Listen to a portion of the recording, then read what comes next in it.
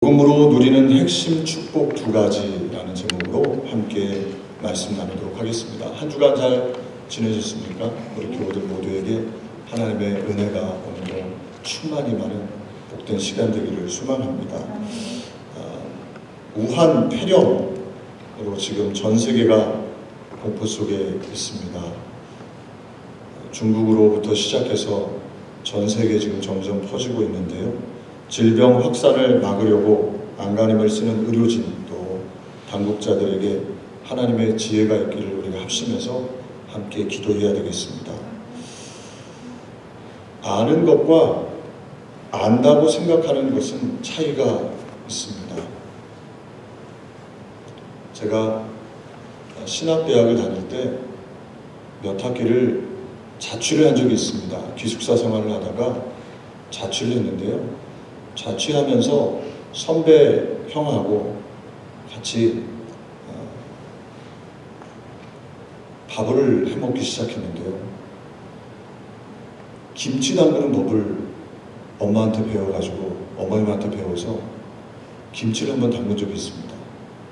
배추 2포기를 사다가 적당한 사이즈의 2포기를 사서 파란 부분은 다 뜯어내고 4쪽으로 나눠서 소금에 4시간, 5시간 절이고 갖은 양념을 해서 담그면 된다. 예. 저희 어머님이 말씀해 주실 때 알겠더라고요. 아, 이렇게 하면 되겠다. 그래서 실상 가서 김치를 담근 적이 있습니다. 근데 예상하시는 것처럼 아는 것과 실제로 김치를 담그는 것과는 큰 차이가 있었습니다. 아까워서 겨우 먹기는 했는데 김치인지 뭔지 너무 많이 절여가지고 아주 심각했습니다. 제가 한국에서 목회할 때 저희 집사님 따님 중에 서울의 아주 좋은 대학을 졸업했는데요. 그 대학에서 농업을 전공을 했습니다. 특별히 유기농에 대한 공부를 했어요. 그러면서 이 집사님 따님이 같은 과, 같은 대학의 농업을 전공한 선배 오빠와 결혼을 했습니다. 그리고 이 두 분이 잘 준비를 해서 귀농을 했습니다. 그 돈을 모아서 또 돈을 빌리기도 하고 부모님께 지원을 받기도 해서 내려갔습니다. 내려갈 때 충분히 준비를 하셨대요. 버섯 농장을, 유기농 버섯 농장을 하려고 내려가셨는데 학교에서도 충분히 배우고 이런저런 리스크를 다 계산을 해봤대요. 좋은 기업체들에서 오퍼가 왔는데도 좋은 액수의 연봉을 받을 수 있음에도 불구하고 다 그런 걸 뒤로 하고 귀농을 했습니다. 딱 3년 있다가 손 탁탁 털고 서울로 올라가서 기업체에 취업을 했습니다. 이 아는 것, 대학에서 배운 것과 실제로 내려가서 농사를 짓는 것과는 완전히 천지 차이였던 거죠. 신앙생활도 동일하게 적용이 됩니다. 우리가 안다고 생각하는 것과 실제로 알고 있는 것은 차이가 있죠. 복음도 마찬가지 아닐까요? 갈라디아서 주제가 이신칭이 아닙니까? 믿음으로 의롭게 된다. 이 주제를 가지고 사도 바울은 지금 말씀을 쭉 이어가고 있습니다. 오늘 이 본문 말씀은 복음으로부터 우리가 누릴 수 있는 축복 두 가지를 말씀하고 있는데 이 복음, 믿음 잘 아는 것 같지만 실상 복음, 믿음에 대해서 우리가 잊고 놓치고 있는 부분들이 있다는 것이죠. 제가 말씀을 준비하면서 저도 목회자로 말씀을 준비하고 또 설교도 준비하고 읽기도 하고 배우기도 하고 했는데요. 매번 읽을 때마다 아는 것 같은데 실제로 모르고 있는 부분들이 많다는 것을 깨닫습니다. 오늘 두 가지로 함께 말씀을 나눌 때 저와 여러분 이 믿음, 복음 나는 정말 아는 것으로 착각하는 것이 아니라 그것을 누리며 그 축복을 가지고 붙잡고 승리하는 삶을 살고 있는가 예배 시간에 점검하는 복된 은혜가 있으시기를 주님의 이름으로 축복을 드립니다. 첫 번째로 이 복음이 우리에게 주는 핵심 축복 첫 번째는 나는 하나님의 아들입니다. 오늘 26절 말씀하고 있죠. 너희가 다 믿음으로 말미암아 그리스도 예수 안에서 하나님의 아들이 되었으니 아멘. 믿음으로 말미암아 그리스도 예수 안에서 하나님의 아들이 되었다 말씀합니다. 예수 그리스도 안에서, 그리스도 예수 안에서 하나님의 아들이 됐다는 것은 어떤 의미일까요? 우리가 예수 그리스도께서 나를 위해서 십자가에서 내가 지은 죄, 저주, 가난, 어두움, 사망까지도 예수님이 나를 대신에 죽으시고 부활하신 것을 믿는 것이죠. 이 믿음이 어디까지 가야 되냐면 저와 여러분이 하나님의 자녀가 되었다는 것까지 나아가야 된다는 것이죠. 그래서 팀 컬러 목사님은 갈라디아서의 가장 핵심 구절은 3장 26절 말씀입니다. 우리가 그냥 죄만 용서받은 것이 아니라 천지이신 그 하나님이 나와 우리의 아버지가 되셨다. 이것을 믿을 때, 이것이 믿어질 때 우리 안에 하나님이 주시는 자유함과 기쁨과 평강이 넘치게 된다는 것이죠. 오늘 저와 여러분이 그냥 죄만 용서받은 것이 아니라요, 천지를 지으신 말씀으로 세상을 창조하시고 유지하시는 그 하나님, 그분이 나의 아버지다. 이것이 마음속으로 믿어지고 확신되고 이것을 붙잡을 수 있는 복된 신앙인들 되시기를 주님의 이름으로 축복을 드립니다. 교회를 다녀도 신앙생활을 해도 예배를 드리러 나와도 이 복음의 능력, 복음이 주는 내가 하나님의 자녀라는 이 확신이 없으면요, 죄에 또 나의 연약함에 눌리게 됩니다. 사도 바울도 로마서 7장에 오라 나는 공고한 사람이로다. 누가 나를 이 사망의 몸에서 건져내랴, 사망의 몸에서 건져내랴, 그렇게 고백을 하죠. 신앙생활을 해도 교회에 다녀도요, 예수 그리스도의 십자가의 은혜가 누려지지 않으면, 내가 하나님의 자녀된 것이 누려지지 않으면, 믿어지지 않으면 죄 때문에 눌려서 한숨 쉬고 힘들어하고 하나님을 예배하는 것, 하나님 앞에 봉사하는 것, 하나님 앞에 나아가는 것 자체가 자유와 기쁨이 사라지게 되는 것이죠. 저와 여러분, 우리는 하나님의 자녀입니다. 하나님의 아들입니다. 우리가 착한 일을 했기 때문에, 봉사를 많이 했기 때문에, 무엇인가를 했기 때문에 우리가 하나님의 아들이 된 것이 아니고요, 하나님께서 그렇게 택해 주신 거예요. 하나님께서 우리를 선택해 주신 거예요. 이것이 믿어지시기를 주님의 이름으로 축복을 드립니다. 요즘 영국의 블랙시트, 영국이 유럽 EU에서 탈퇴하는 것보다 더 관심을 많이 끄는 영국의 사건이 있잖아요. 그것이 이제 맥시트라고 부릅니다. 아마 들어보셨을 겁니다. 이 해리 왕자, 메건 마이클 부부가 영국 왕실에서 독립을 선언했습니다. 그것을 맥시트 이렇게 부르지요. 제가 이 기사를 이렇게 보면서 오늘 말씀과 많이 매치가 된다, 그런 생각을 해봤습니다. 해리 왕자 아시죠? 아마 신문을 한두 번 이렇게 보셨을 겁니다. 지금 엘리자베스 여왕이 권력서열 1위고 영국에서, 두 번째가 찰스 왕세자죠. 권력서열 2위. 그리고 난 다음에 이 해리 왕자의 형이 있잖아요. 그 형이 세 번째. 그리고 이 해리 왕자는 여섯 번째입니다. 여섯 번째인데 이 해리 왕자의 삶을 이렇게 보면 그렇게 행복한 삶은 아니었어요. 왕자로 태어났지만 12살에 엄마였던 다이애나비가 교통사고로, 그 원인에 대해서는 설왕설래 많이 합니다만 교통사고로 엄마가 일찍 세상을 떠났죠. 그러면서 이 해리 왕자가 여러 가지 마약에도 손을 대기도 하고 또 싸움도 있었고 이야기들이 많았습니다. 그러다가 군에 들어가서 군복무를 하면서 파병도 하고, 그리고 또 어머님이 했던 여러 가지 선한 일들을 이렇게 감당을 합니다. 사회봉사를 많이 하게 되죠. 그리고 이 결혼을 하면서 메건 마클이라는 여인과 결혼하면서 그때도 많은 이런 이야기들이 많이 있었죠. 근데 제가 그 해리 왕자를 보면서 이런 생각을 해봐요. 해리 왕자가 지금 그 왕족에서 분리하려고, 평민으로 돌아가려고 시도하는데도 이야기가 참 많아요. 근데 저와 여러분, 우리는요, 이 해리 왕자와는 비교할 수 없는 하나님의 왕자, 하나님의 공주입니다. 아멘. 믿어지십니까? 아멘. 네, 믿을 수 없는 놀라운 사실입니다. 이 왕자가 누리는 것과 저와 여러분이 앞으로 누릴 것들은 비교할 수 없을 정도로요 큰 차이가 있어요.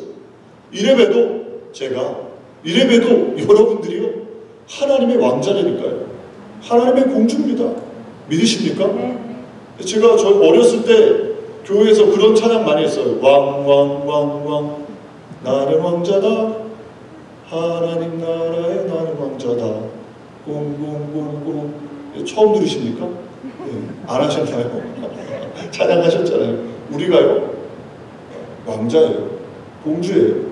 우리가 때때로 넘어져도요 쓰러져도요 해리 왕자가 마약에 손을 대도요 해리 왕자가 이런저런 구설수에 올라도요 그는 왕자의 신분을 결코 빼앗기지 않습니다. 왜냐하면 그렇게 태어난 거예요. 저와 여러분이요 하나님의 왕자 공주라니까요. 조금 실수해도요 조금 넘어져도요 조금 문제가 있어도요 조금 어려움이 있어도요 그건 절대로 빼앗기지가 않아요. 사도 바울이 지금 그걸 말씀하고 있는 거예요. 우리가 예수 그리스도의 보혈로 말미암아 구원받은 것 거기에 멈추는 것이 아니라요 우리는 하나님의 자녀다. 하나님의 아들이다. 이렇게 말씀하고 있는 거예요. 이 말씀이 믿어지면 도저히 믿을 수 없는 놀라운 이 말씀이 우리 안에 믿어지면요 담대함이 생기는 것이죠. 자유함이 생기는 것입니다. 예배에 나와서 너무너무 감사하고 너무너무 기쁜 것이죠. 어려움, 문제, 시련을 이길 수 있는 힘은요 다른 데 있지 않습니다. 예수 믿는다고 어려움이 없는 것이 아니라 예수 믿는다고 시련이 없는 것이 아니라 시련과 어려움이 있지만 그것을 이길 수 있는 것은 복음의 능력이 누려질 때 복음이 내 안에 믿어질 때 우리는 시련과 문제를 넉넉히 이길 수가 있는 것이죠. 저와 여러분이 여기까지 가야 되는 줄로 믿습니다. 죄만 용서받은 것으로 멈추는 것이 아니라 내가 하나님의 왕자요 하나님의 아들이요 하나님의 자녀인 것이 믿어질 때 우리의 삶에 하나님의 은혜가 임하게 되는 줄로 믿습니다. 하나님의 아들이 됐다는 것은 어떤 의미입니까? 하나님의 아들이 됐다는 것은요 예수 그리스도를 통해서 그 특권을 우리가 깨달을 수가 있잖아요. 먼저 제가 말씀을 묵상하면서 하나님의 자녀가 되었다, 하나님의 아들이 되었다는 것은요 하나님께서 저와 여러분을 예수님 보듯이 바라보신다는 거예요.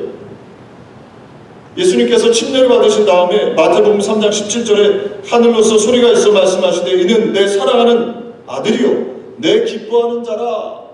하나님께서 예수님을 그렇게 보셨고 그런 음성을 들려주신 거예요. 저와 여러분들을 향해서도 마찬가지입니다. 예수 그리스도를 믿음으로 말미암아 우리가 하나님의 자녀, 아들이 된 이후로는 저와 여러분을 하나님께서 그렇게 보시는 거예요. 스바냐 3장 17절에 말씀하잖아요.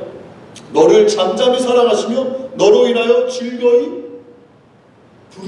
부르실 것이다. 기쁨을 이기지 못하며 우리를 바라보시며 즐거이 부르신다. 할렐루야. 네. 저와 여러분을 향해서 그렇게 오늘도 바라보고 계시는 것이죠. 이 말씀이 믿어질 때, 이것이 믿어질 때 저와 여러분 우리 안에 자유함이 생기고 평강이 생기고 은혜가 넘치게 될 줄로 믿습니다. 또 하나님의 아들이 됐다는 것은 어떤 의미입니까? 하나님의 아들이 됐다는 것은요 하나님께서 모든 것을 우리에게 허락해 주신다는 것이죠. 예수 그리스도 앞에 모든 것을 주셨던 것처럼 저와 여러분에게 모든 것을 허락해 주신다는 것입니다. 로마서 8장 32절 자기 아들 아끼지 아니하시고 우리 모든 사람을 위하여 내어주시니가 어찌 그 아들과 함께 모든 것을 우리에게 은사로 주시지 아니하겠느냐. 아멘. 모든 것을 허락해 주신다는 것이죠. 오늘도 이것을 믿음으로 받아 누리시기를 주님의 이름으로 축복을 드립니다. 눈에 우리의 삶에 어려움이 있잖아요. 고난이 있잖아요. 시련이 있잖아요. 그것만 바라보는 것이 아니라요. 믿음으로 내가 하나님의 자녀된 것을 믿고 하나님께서 모든 것을 허락해 주실 것이다. 라는 믿음 가지고 오늘도 정진하고 기도하고 하나님을 통해서 환경을 바라볼 수 있는 믿음의 사람들 되시기를 주님의 이름으로 축복을 드립니다. 또 세 번째로 하나님의 아들이 됐다는 것은 어떤 의미입니까? 이 마태복음 16장 19절에 보면 내가 천국 열쇠를 내게 주리니 내가 땅에서 무엇인지 매면 하늘에서도 매일 것이요 내가 땅에서 무엇이든지 풀면 하늘에서도 풀리리라. 아멘. 저와 여러분에게 천국 열쇠를 주셨다는 겁니다. 우리의 문제는 뭐냐면 이 천국 열쇠를 절대로 사용을 안 한다는 거예요. 천국 열쇠를 주셨는데 믿질 않는 것이죠. 그리고 사용하지 않아요. 저와 여러분이 어찌하든지 열쇠를 받았습니다. 기도로 사용하시기를 주님의 이름으로 축복을 드립니다. 문제 앞에 있을 때, 어려움 앞에 있을 때, 큰 시련 앞에 있을 때 나에게 천국 열쇠를 주셨다는 것을 믿고요. 그 믿음 가지고 기도하면 문제가 풀리고 하나님의 역사가 일어나게 되는 것이죠. 예, 이 말씀이 믿어지면 마음에 감격이 생기죠. 담대함이 생기고 얼마나 감사한지 신앙생활이 하나님의 은혜 가운데 승리하게 되는 줄로 믿습니다. 또 오늘 말씀에 29절에 이렇게 말씀합니다. 너희가 그리스도의 것이면 곧 아브라함의 자손이요 약속대로 유업을 이을 자니라. 아멘. 저와 여러분이 하나님의 아들, 자녀가 되어서 우리 모두가 다 아브라함의 자손이 되었다. 그리고 아브라함이 받았던 복을 우리도 누린다는 것이죠. 아브라함이 어떤 복을 받았습니까? 아브라함이 100세의 자손을 낳았잖아요. 그리고 지금 아브라함을 향해서 기독교, 유대교, 이슬람교 모두가 다 조상을 누구로 얘기하냐면 아브라함을 지칭하잖아요. 아브라함은 또 땅의 축복을 받았습니다. 그리고 아브라함은 복의 근원이 되겠다 하나님께서 말씀하셨잖아요. 그가 가는 곳마다 복을 받았습니다. 들에 가면 복을 받고, 들이 복을 받고, 가정에 들어가면 가정의 복을 받고, 손 대는 것마다 복을 주셨던 거죠. 할렐루야. 저와 여러분에게도 동일한 아브라함의 복을 허락해 주신 거예요. 이것을 오늘도 믿으시기를 주님의 이름으로 축복을 드립니다. 그래서 이 믿음 가지고 우리 가정에서, 일터에서, 자녀들에게 또 우리의 삶의 자리에서 축복을 선포할 때 하나님께서 그 믿음대로 역사해 주실 줄로 믿습니다. 또 오늘 본문 말씀에 보면 어떤 분들은 오늘 26절 말씀에 하나님의 아들이 되었다, 여기에 대해서 조금 의아하게 불편하게 생각할 수도 있습니다. 나는 여자인데 왜 내가 아들이 되는가, 이렇게 생각할 수 있는데요. 이 본문 말씀이 기록되었을 때 사도 바울은 2000년 전에 이 아들이라는 의미를 굳이 자녀라는 단어를 쓰지 않고 아들이라는 의미를 쓴 이유는 이 상속에 관한 것입니다. 그러니까 아들이 되어야 그 당시에는 2000년 전에는 상속을 받을 수 있는 상속자가 돼요. 그러니까 남녀 차별을 하는 그런 단어가 아니고요. 우리 모두가 여자라 할지라도 또 남자라 할지라도 아들로서 각각 하나님이 주시는 상속, 하나님이 주시는 유산을 이어받을 수 있는 존재가 되었다. 그래서 아들이라는 단어를 사용한 것이죠. 성경에 그런 단어들이 있지 않습니까? 우리 모두가 다 예수를 믿을 때 그리스도의 신부가 된다. 저는 남자인데 어떻게 신부가 됩니까? 성경적인 비유의 의미죠. 오늘 본문 말씀처럼 아들이 된다, 이것이 불편한 단어가 아니고요. 각각 그 의미가 있기 때문에 아들, 신부라는 단어를 쓰고 있는 것이죠. 오늘 사도 바울은 또한 말씀합니다. 하나님의 아들이 되었다는 것은 사도 바울이 즐겨 쓰는 단어가 27절 말씀에 나오는데요. 그리스도로 옷 입었느니라. 이 옷 입는다라는 표현을 사도 바울은 많은 곳에서 사용하고 있는데, 이 바울은 하나님의 아들이 된다는 것은 예수 그리스도의 옷을 우리가 입는다는 것이죠. 옷은 우리가 예수 그리스도의 옷을 입는다는 것은 어떤 의미일까요? 무엇보다 옷을 입는다, 예수 그리스도의 옷을 입는다는 것은 내가 누구인지를 드러내는 것이죠. 군인들은 군복을 입습니다. 스포츠 선수들은 자기의 유니폼을 입죠. 그러면서 자기가 누구인지를 드러내죠. 저와 여러분은 예수 그리스도의 옷을 입어서 우리가 예수 그리스도처럼 하나님의 자녀인 것, 이것을 옷 입는다는 것이죠. 또 옷 입는다는 것은 어떤 의미가 있습니까? 옷 입는다는 것은요, 그만한 그 옷에 맞춰서 행동하도록 만들어주는 거죠. 예를 들어서 제가 양복 입고 왔는데 이렇게 양복을 입고 주일날, 여러분들이 보시기엔 어떻게 보일지 모르지만 멋지게 그래도 입고 왔는데 제가 아무데나 들어눕거나 또 아무데나 앉거나 그렇게 하겠습니까? 제가 한국에 있을 때 예비군 훈련 받으면요, 예비군들은요 아무데나 들어눕습니다. 예비군복 입으면 멀쩡한 사람들도, 많이 배운 사람들도요 잔디밭에 막 들어 누워요. 잔디밭에 누워가지고 음료수 막 까먹고 신발 이상하게 신고 모자 이상하게 이렇게 올려쓰고, 그게 예비군이에요.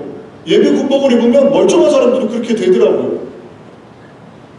옷차림이 중요한 것이죠. 우리가 예수 그리스도의 옷을 입었다는 것은 늘 예수 그리스도를 의식하고 예수 그리스도를 바라보고 소망하는 것, 그것이 바로 예수 그리스도의 옷을 입었다는 것이죠. 하나님의 자녀가 된다는 것은 바로 그런 의미다. 사도 바울은 말씀하고 있는 겁니다. 뿐만 아니라 예수 그리스도의 옷을 입는다는 것은 죄와 허물을 다 덮어 주신다는 것이죠.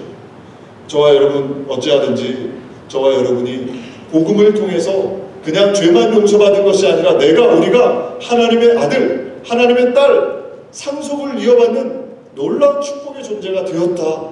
이것을 오늘 예배 가운데 믿으시고 기도의 시간에 붙잡고 환경의 어려움, 문제, 시련을 넉넉히 이길 수 있는 하나님의 사람들 되시기를 주님의 이름으로 축복을 드립니다. 두 번째로 복음을 통해서 우리가 누리는 축복은요, 내가 혼자 살아가는 인생이 아니라 함께 하나 되어 연합된다라는 것을 말씀하고 있습니다. 오늘 28절 말씀, 우리 28절 말씀 같이 합독하겠습니다. 너희는 유대인이나 헬라인이나 종이나 자유인이나 남자나 여자나 다 그리스도 안에서 하나이니라. 아멘. 신앙생활은 절대로 혼자 할 수도 없고 혼자 해서도 안 됩니다. 성경 말씀 자체가 개인에게 주신 말씀이 없습니다. 이 성경은 모두가 다, 구약 성경은 이스라엘 공동체에 주셨고 신약 성경은 교회 공동체에 주신 말씀이에요. 그래서 성경을 통해서 깨달을 수 있는 것은 신앙생활은 절대 혼자 하는 것이 아니구나 라는 것을 깨닫죠. 그리고 오늘 사도 바울은 복음을 누리고 복음이 주는 축복의 핵심은 무엇이냐? 연합되어져서 함께 그렇게 하나 되어 나아가는 것, 그것이 바로 우리가 누리는 핵심적인 축복 중에 하나라는 것입니다. 그래서 사도 바울은 고린도전서 12장에 말씀하고 있죠. 12장 12절부터 14절 말씀 제가 말씀을 읽어드리겠습니다. 몸은 하나인데 많은 지체가 있고 몸의 지체가 많으나 한 몸인과 같이 그리스도도 그러하니라. 우리가 유대인이나 헬라인이나 종이나 자유인이나 다 한 성령으로 세례를 받아 한 몸이 되었고 또 다 한 성령을 마시게 하셨느니라. 몸은 한 지체뿐만 아니요 여럿이니. 아멘. 그래서 우리가 예수 그리스도를 믿을 때 우리는 하늘나라의 가족 공동체 안에 들어간다는 것이죠. 하나님이 나의 아버지가 되시고 나는 그의 자녀가 되고 우리의 형제 자매들이 주변에 있어서 형제 자매들이 하나 되어 연합되어 하나 되어 나아가는 것, 그것이 바로 우리가 누리는 축복 중에 하나라는 것입니다. 어찌하든지 우리 교우들이 이 축복을 누리시기를 주님의 이름으로 축복을 드립니다. 신앙생활 그냥 왔다 갔다 혼자 하는 것이 아니라 함께 연합되어져서 한 지체가 되어서 서로를 돌봐주고 용납하는, 사랑으로 따뜻하게 용납해 줄 수 있는, 내가 실수해도 내가 넘어져도 내가 좀 부족해도 품어줄 수 있는 공동체, 그 안으로 들어가는 신앙생활, 그것이 바로 우리가 누려야 할 축복 중에 하나라는 것입니다. 그래서 오늘 본문 말씀에 보면 사도 바울은 세 개의 장벽을 넘어야 된다 말씀합니다. 첫 번째로 유대인이나 헬라인이나 말씀합니다. 그래서 문화적인 장벽을 넘는 것이 교회 공동체다 말씀하죠. 문화적 균열은 교회 안에 있어서는 안 됩니다. 한 문화의 사람들이 하나님께 받아들여지기 위해서 다른 문화처럼 바뀔 필요가 없는 것이죠. 한 문화 공동체, 문화권에 있는 사람이 다른 문화권을 무시하거나 열등하게 여기서는 안 된다는 것이죠. 어찌하든지 우리가 서로를 인정하고 서로의 문화권을 용납할 수 있는 것, 그것이 바로 참된 교회 공동체라는 것입니다. 그래서 우리 한인들은 종종 타민족, 어떤 민족들을 좀 열등하게 바라보는 경향이 있어요. 이스라엘 백성들도 마찬가지였죠. 헬라인들을 개처럼 여겼습니다. 낫다고 생각했어요. 그러나 그렇습니까? 그렇지 않습니다. 우리 모두는 다 서로 문화권을 용납하고 인정해야 돼요. 제가 재작년에 아메리칸 인디언들 선교를 갔을 때 느낀 것이, 인디언들이 복음을 받아들이지 않습니다. 왜냐하면 처음 복음을 들고 갔던 선교사들이 문화적인 우월감을 가지고 그들의 문화를 다 짓밟았어요. 그러니까 지금 복음 들고 가는 백인들을 절대 받아들이지 않아요. 오히려 동양인들이 다른 모습으로 들어가니까 그냥 용납해 주는 것이죠. 마찬가지 아니겠습니까? 저희 교회 안에서도 마찬가지죠. 우리가 내가 많이 배웠다고 해서, 내가 가방끈이 길다고 해서, 또 내가 무엇인가 많이 가지고 있다고 해서 그렇지 않은 사람을 무시하거나 용납하지 못한다면 온전한 교회 공동체가 될 수가 없지요.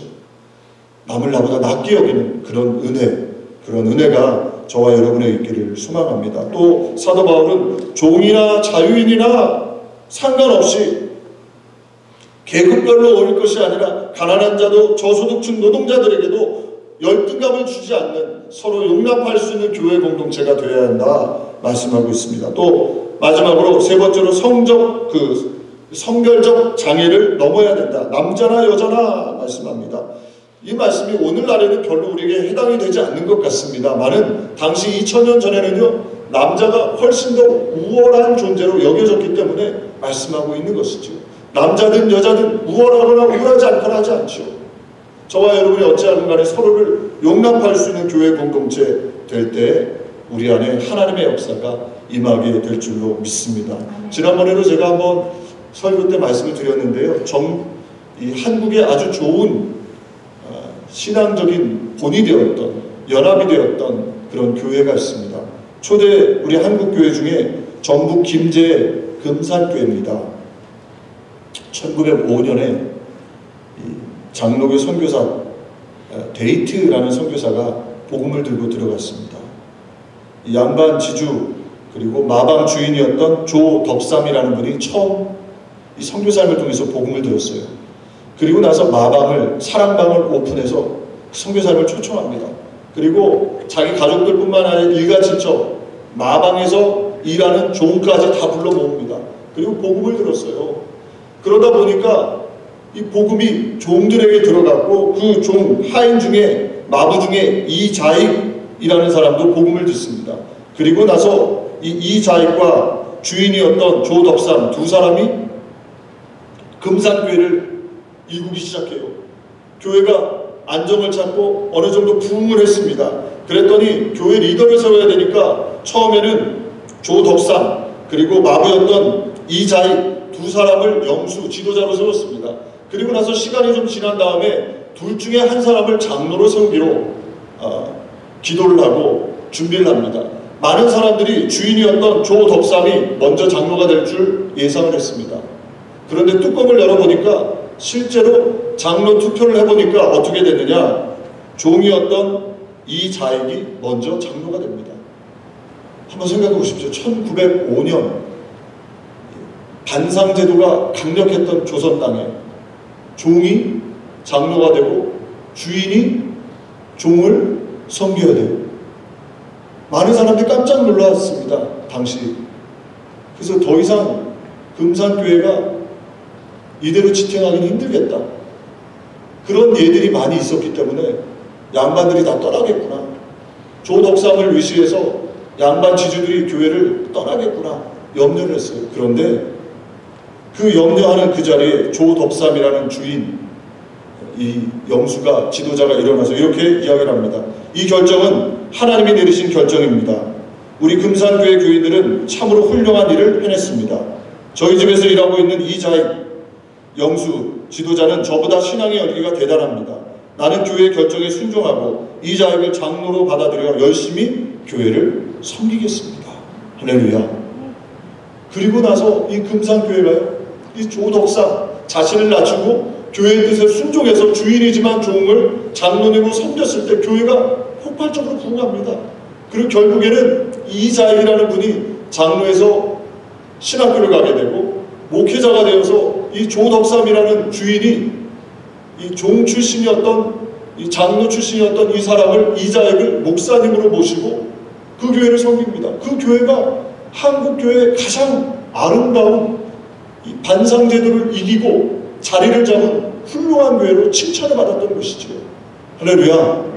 저와 여러분, 우리 교회가 그런 금산교회가 되었으면 좋겠습니다. 우리 목장이요, 서로 우리가 볼 때 부족해 보이는 사람도 있고 어떤 경우에는 연약해 보이는 사람들이 있습니다. 서로가 서로를 하나님께서 세우셨구나, 하나님께서 함께하게 하셨구나, 서로를 용납하고 서로를 품에 품을 때 그 목장을 통해 하나님의 은혜가 임하는 것이죠. 우리 교회도 마찬가지 아닙니까? 우리 교회가 올해 재직들을 세울 테인데 재직을 세울 때 이것이 내 생각과 맞지 않는다. 그것이 아니라 하나님께서 교회를 위해서, 하나님께서 일을 하시기 위해서, 하나님의 영광을 드러내기 위해서 사람들을 세우게 되는구나. 순종하며 믿음으로 나아갈 때 하나님께서 우리 교회를 통해서 하나님의 영광을 드러내게 될 줄로 믿습니다. 말씀 맺겠습니다. 사랑교회 여러분, 복음, 믿음 잘 아는 것 같은데요, 실상 복음의 깊이까지 깨닫고 확신 가운데 서 계십니까? 사도 바울은 복음, 믿음에서 주는 가장 큰 축복, 핵심 중에 하나가 무엇이냐? 내가 죄만 용서받은 것이 아니라 변하지 않는 하나님의 자녀, 상속자가 되었다. 이것을 우리에게 말씀합니다. 사도 바울은 복음, 믿음을 통해서 우리가 누려야 될 핵심 축복 중에 하나가 연합, 하나됨이라고 말씀합니다. 혼자 신앙생활하는 것이 아니라 연합되어질 때, 용납하는 공동체 안에 들어갈 때 하나님의 은혜, 축복을 누리게 된다는 것이죠. 사랑하는 교회 여러분, 우리 교회가 그런 교회, 그런 은혜를 누리는 역사가 있었으면 좋겠습니다. 아멘. 교회 공동체 안에 올 때 내가 하나님의 자녀인 것이 확신되어져서 기쁘고 감사하고 뿐만 아니라 나만이 아니라 내 옆에 있는 형제 자매가 동일한 은혜를 누린다는 것을 믿고 아름다운 하나됨의 공동체를 이룰 때 하나님께서 우리를 통해 놀라운 은혜를 베풀어 주실 줄로 믿습니다. 그렇게 되시기를 주님의 이름으로 축복을 드립니다. 기도하겠습니다. 사랑이 많으신 하나님 아버지, 복음을 통해서 우리가 누리는 핵심적인 축복 두 가지를 오늘 말씀을 통해서 함께 나누었습니다. 우리가 하나님의 아들, 하나님의 상속자가 되었습니다. 죄만 용서받은 것이 아니라